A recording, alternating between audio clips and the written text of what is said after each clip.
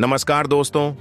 अगर आप सोना या चांदी खरीदने की योजना बना रहे हैं तो आज की यह विस्तृत रिपोर्ट आपके लिए बेहद महत्वपूर्ण है, क्योंकि मौजूदा समय में कीमती धातुओं के बाजार में तेज हलचल देखने को मिल रही है और निवेशकों से लेकर आम खरीदार तक हर कोई यह जानना चाहता है कि आखिर कीमतों की दिशा क्या रहने वाली है, कितना उतार चढ़ाव संभव है और आने वाले दिनों में खरीदारी का सही समय कौन सा हो सकता है।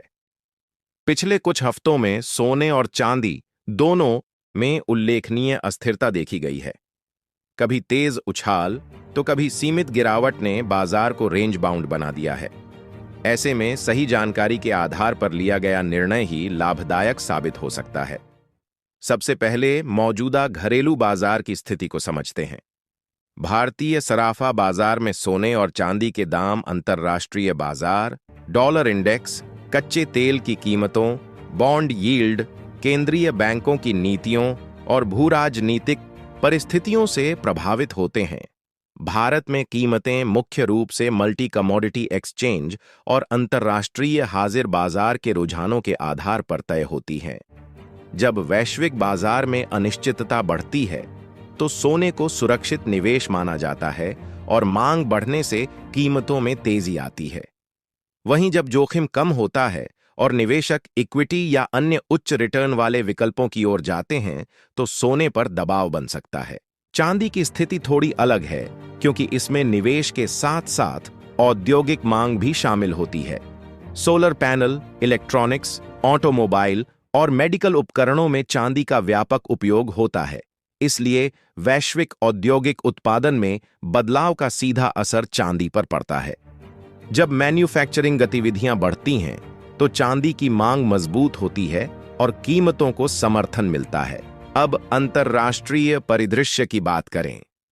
हाल के महीनों में रूस यूक्रेन संघर्ष और उससे जुड़ी शांति वार्ताओं ने बाजार को प्रभावित किया है।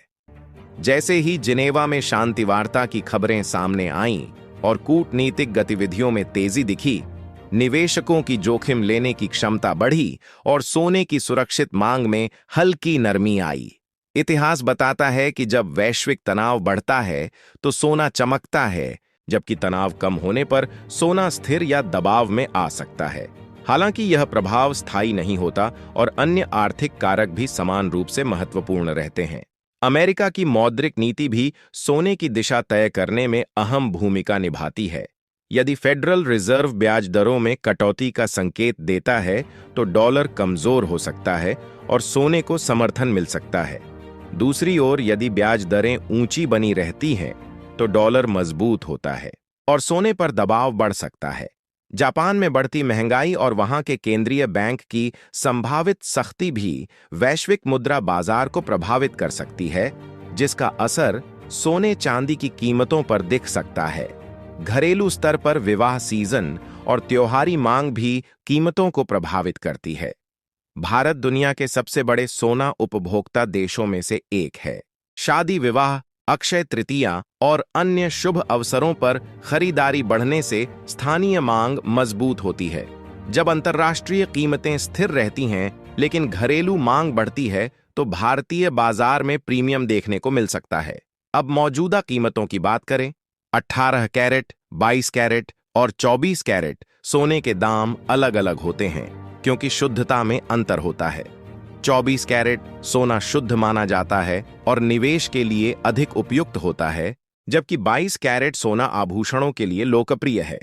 18 कैरेट में अन्य धातुओं का मिश्रण अधिक होता है, जिससे यह अधिक टिकाऊ बनता है। निवेश से पहले शुद्धता की जांच करना और हॉलमार्क प्रमाणन देखना आवश्यक है।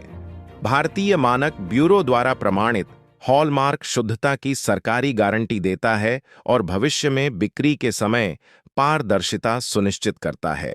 चांदी की कीमतों में हाल में प्रति किलो उल्लेखनीय उतार चढ़ाव देखा गया है। एक ही दिन में कई हजार रुपये की तेजी या गिरावट अब असामान्य नहीं रही। इसका कारण वैश्विक निवेश फंड्स की सक्रियता और औद्योगिक मांग में बदलाव है। जो निवेशक अल्पकालिक ट्रेडिंग करते हैं वे रेंज बाउंड मूवमेंट का लाभ उठाते हैं, जबकि दीर्घकालिक निवेशक गिरावट को अवसर के रूप में देखते हैं। विशेषज्ञों का मानना है कि फिलहाल बाजार नियंत्रित दायरे में रह सकता है। नीचे मजबूत सपोर्ट लेवल मौजूद है जहां खरीदारी बढ़ जाती है, जबकि ऊपर रेजिस्टेंस लेवल पर मुनाफा वसूली देखने को मिलती है। यदि कोई बड़ा भू राजनीतिक तनाव, अप्रत्याशित आर्थिक आंकड़ा या केंद्रीय बैंक की नीति में बड़ा बदलाव आता है तो ही दीर्घकालिक ट्रेंड बन सकता है। अन्यथा सोना और चांदी छोटे छोटे उतार चढ़ाव के साथ सीमित दायरे में कारोबार करते रह सकते हैं। निवेश के दृष्टिकोण से सोना पोर्टफोलियो का संतुलन साधने का माध्यम माना जाता है। वित्तीय विशेषज्ञ अक्सर कुल निवेश का एक सीमित हिस्सा ही सोने में रखने की सलाह देते हैं ताकि जोखिम संतुलित रहे। भौतिक सोने के अलावा gold ETF, sovereign gold bond और डिजिटल गोल्ड जैसे विकल्प भी उपलब्ध हैं। सॉवरेन गोल्ड बॉन्ड में ब्याज का अतिरिक्त लाभ मिलता है, जबकि ईटीएफ में शुद्धता और भंडारण की चिंता नहीं रहती। चांदी में निवेश करने वालों के लिए भी भौतिक खरीद के अलावा एक्सचेंज ट्रेडेड विकल्प मौजूद हैं। हालांकि चांदी की अस्थिरता अधिक होती है, इसलिए जोखिम प्रबंधन जरूरी है। स्टॉप लॉस का उपयोग और उचित पूंजी प्रबंधन अल्पकालिक ट्रेडिंग में महत्वपूर्ण भूमिका निभाते हैं। आने वाले हफ्तों में बाजार की दिशा मुख्य रूप से 3 कारकों पर निर्भर रहेगी: अमेरिकी आर्थिक आंकड़े, केंद्रीय बैंकों की नीति और वैश्विक भू राजनीतिक घटनाएं। यदि महंगाई नियंत्रण में रहती है और ब्याज दरों में नरमी के संकेत मिलते हैं तो सोने को समर्थन मिल सकता है। वहीं यदि आर्थिक आंकड़े मजबूत आते हैं और जोखिम लेने की प्रवृत्ति बढ़ती है तो सोने में हल्की गिरावट संभव है। चांदी औद्योगिक मांग के आधार पर अलग दिशा भी ले सकती है। गहने बनवाने वालों के लिए सलाह यही है कि अचानक तेजी के समय घबराकर खरीदारी न करें और बड़ी गिरावट का इंतजार करते हुए जरूरत से ज्यादा देरी भी न करें। बजट तय कर चरणबद्ध खरीदारी रणनीति अपनाना बेहतर होता है। निवेशकों को लंबी अवधि का दृष्टिकोण रखना चाहिए क्योंकि अल्पकालिक उतार चढ़ाव सामान्य है। मौजूदा संकेतों के अनुसार बहुत बड़ी गिरावट या अचानक उछाल की संभावना तब तक कम है जब तक कोई बड़ा वैश्विक घटनाक्रम सामने न आए। बाजार संवेदनशील है और खबरों के आधार पर प्रतिक्रिया दे रहा है, इसलिए जानकारी के आधार पर निर्णय लेना ही समझदारी है। आने वाले दिनों में यदि ऊपरी स्तरों से सीमित गिरावट आती है तो उसे अवसर के रूप में देखा जा सकता है, जबकि तेज उछाल पर आंशिक मुनाफा वसूली रणनीति अपनाई जा सकती है। सोना और चांदी दोनों ही लंबे समय से मूल्य संरक्षण के साधन रहे हैं। मुद्रास्फीति, मुद्रा अवमूल्यन और आर्थिक अनिश्चितता के दौर में इनका महत्व और बढ़ जाता है। हालांकि हर निवेश की तरह इसमें भी जोखिम मौजूद